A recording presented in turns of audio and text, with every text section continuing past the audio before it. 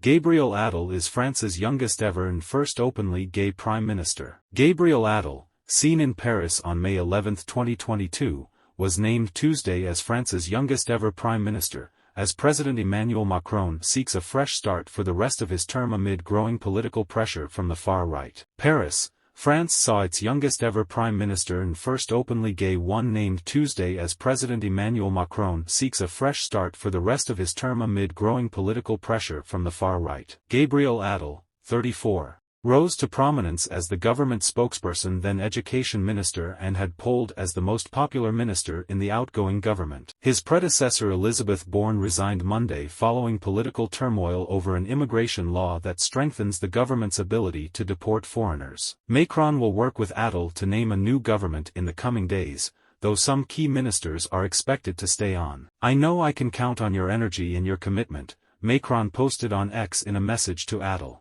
The president made a reference to Attal reviving the spirit of 2017, when Macron shook up politics and shot to a surprise victory as France's youngest ever president on a pro-business centrist platform aimed at reviving one of the world's biggest economies. Attal calls his selection a symbol of confidence in young people. During the handover ceremony, Attal said, "I could read and hear it. The youngest president of the republic in history appoints the youngest prime minister in history. I want to see it only as the symbol of boldness and movement. It is also, and perhaps above all, a symbol of confidence in young people." Attal said his goals include making security an absolute priority and promoting values of authority and respect of others. He also vowed to strengthen public services including schools and the health system and push for better controlling immigration. Macron, 46, has shifted rightward on security and migration issues since his election, notably as far-right rival Marine Le Pen and her anti-immigration, anti-Islam national rally have gained political influence. The president's second term lasts until 2027,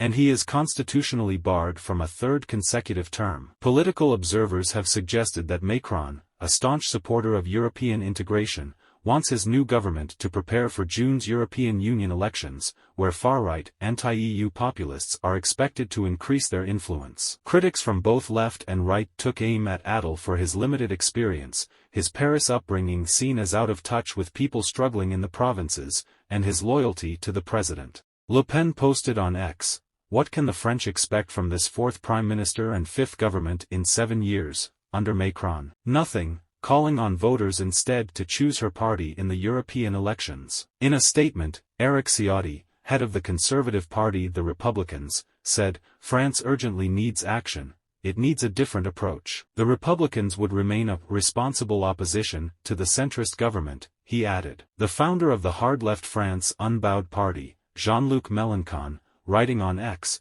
mocked Attal for returning to his position as spokesman. The function of prime minister is disappearing. The presidential monarch alone rules his court. Under the French political system, the prime minister is appointed by the president, accountable to the parliament, and is in charge of implementing domestic policy, notably economic measures. The president holds substantial powers over foreign policy and European affairs and is the commander-in-chief of the country's armed forces. Attal has held a number of roles in Macron's government. Attal, a former member of the Socialist Party, joined Macron's newly created political movement in 2016 and was spokesperson from 2020 to 2022, a job that made him well known to the French public. He was then named budget minister before being appointed in July as education minister, one of the most prestigious positions in government. Attal quickly announced a ban on long robes in classrooms that took effect with the new school year in September, saying the garments worn mainly by Muslims were testing secularism in the schools. He also launched a plan to experiment with uniforms in some public schools,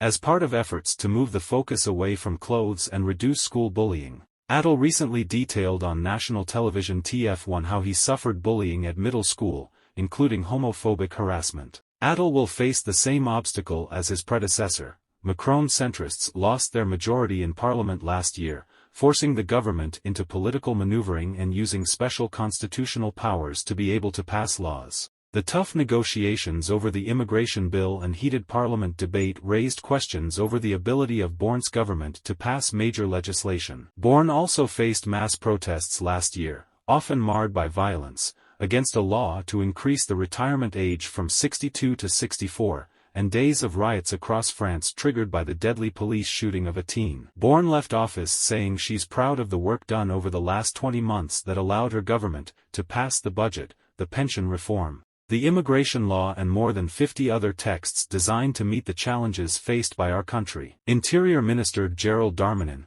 who championed the immigration bill, said he was ready to continue his work at the head of the country's police forces, especially as the Paris Olympics are to start in less than 200 days, with major security issues at stake.